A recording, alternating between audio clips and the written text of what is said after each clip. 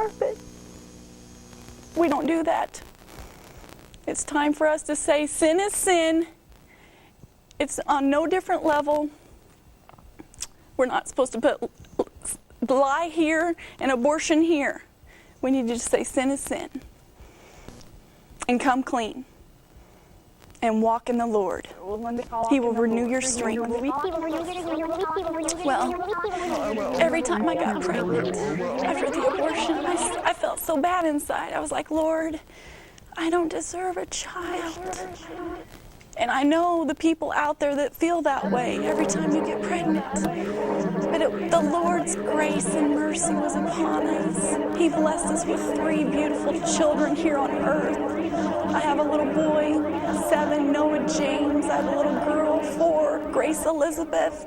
I have a little boy, Joel Samuel, and he's 1. And just the fact that He has showed His grace upon us to let us try it again 3 other times. His mercy endures forever.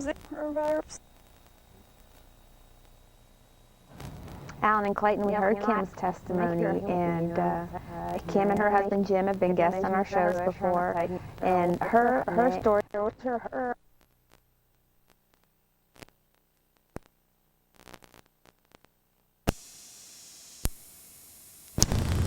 As many oppressed peoples in the world, I relate to them.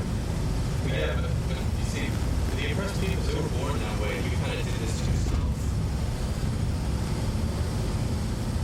Yeah, no. One time I was watching TV and I saw a documentary, and it was talking about, life in prison and what it was like to live your life as a lifer in prison for life. I identified with these people. These people are not criminals. They are victims of society. The crime has been committed against them, whether it was in their youth or not. And that's how I feel. I feel that I've been truly oppressed in my life. And it's maybe not the same as some other people, but it is the same. I consider myself a lifer. Only society is my prison. And, what happens if you try to break out of prison? You might get shot. Well, what I'm going to do is basically put on minor gear to protect myself. This is from any splatterage. It's mostly just preventative. Nothing normally ever happens. But you've got to get prepared for it. Otherwise, it wouldn't be right. I know a lot of people aren't going to agree with what we're doing or even how we're doing it. But that's a risk you take. I mean, when you're pioneering a new field, you're going to get some gaff from people. That's just a fact. But I think doing this will help. I think it'll bring more people to the business, but also it'll show that, I'm not out to hurt anybody. I'm not out to injure anybody. That's not it. The end result is what we're trying to complete, which is simply body art. Something to talk about means, how did you do that? Well, we did it with a firearm. That's all. Just like, a painter might use a paintbrush, all right? Or, a sculptor uses clay. That's the medium. Well, here the medium is simply a firearm. I think I'd rather not use hearing protection if that's all right, just because I'd like it to be as real as possible. Okay. That's your choice. That doesn't bother me any. Yeah. If you need me to sign something or whatever, hearing damage, I'm not, whatever. No, I'm not concerned about that at all. It's not going to make a difference whether or not we sign something or not, because I'm shooting you. I'm shooting you with a gun. Yeah. And right now, that's not recognized as an art form, but that's going to change. That's going to change. Do you want me to put these on right now? You can just hold on to them for a moment. And we're going to put the towel around you like this. Is there going to be a lot of bleeding right away, or? No, there shouldn't be. The exit wound is going to be a little bit bloody, but not too bad.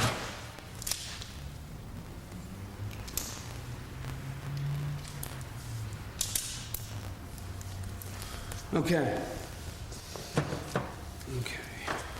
I'm going to go ahead and put our gear on. Go ahead and put your eye protection on. I'm just going to make a few final adjustments on you here.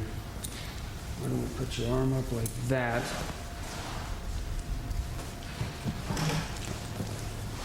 There. That's good. And I just want you to relax, okay? This will be over very quickly, but take a few breaths. Get relaxed. You okay? Yeah. All right? Relax. Why don't you go ahead and pick your elbow up? There you go, just like that. All right. What I'm going to do is I'm going to go on the count of 3. Okay. Okay? All right? Yeah. Okay, here we go. All right. Ready? Give me a second. Okay? Ready? 1. You're all right. You're all right. It's okay. It's okay. Look at me. Listen to me. You're all right. You're okay. God damn it! You're going to be okay. You're okay, though. You're okay. Let's go. We're going to get you out. We're going to get you out. Okay? How do you feel, Drum? How do you feel, Drum? How do you feel? I need a bit. God damn. What's up, Booker? What you doing? Great. You're all right, man. Want your goggles back? Yeah, that'd be cool. When you can, man. When you can.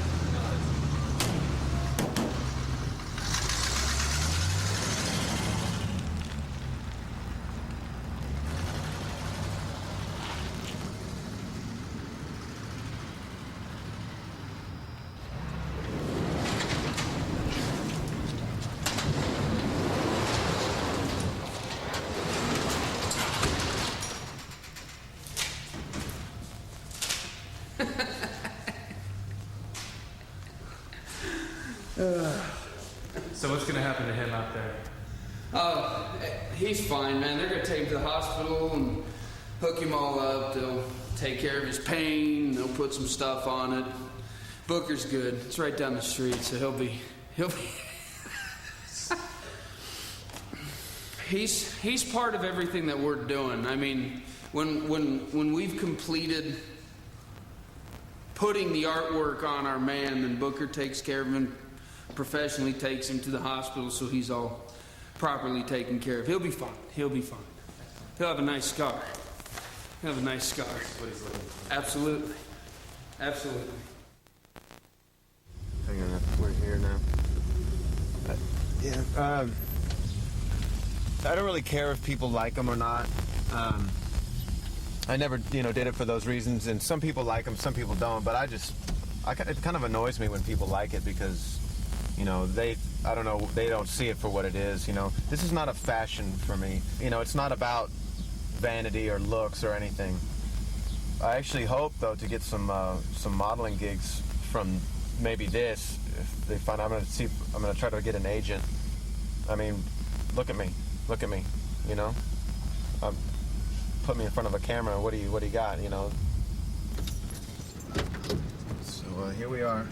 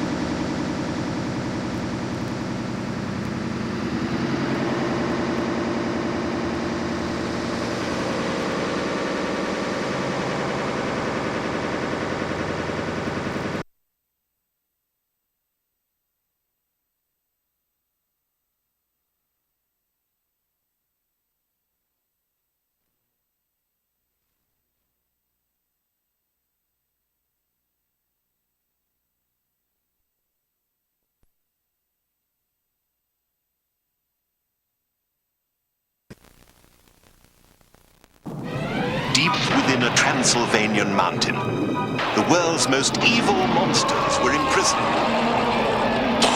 I, Dr. Henry Davenport, the Invisible Man, was their jailer. Alas, my friends and I underestimated our evil prisoner, Vampire. He planned to escape by shrinking, but the spell, shrank Monster Mountain instead and blew us all the way to Los Angeles. Now we must recapture those evil monsters, Vampire, Medusa, and Swamp Beast. But it isn't easy when you're 1 inch high. Edgar Raven, the world-famous horror writer, was the only human who might truly understand our predicament. Unfortunately,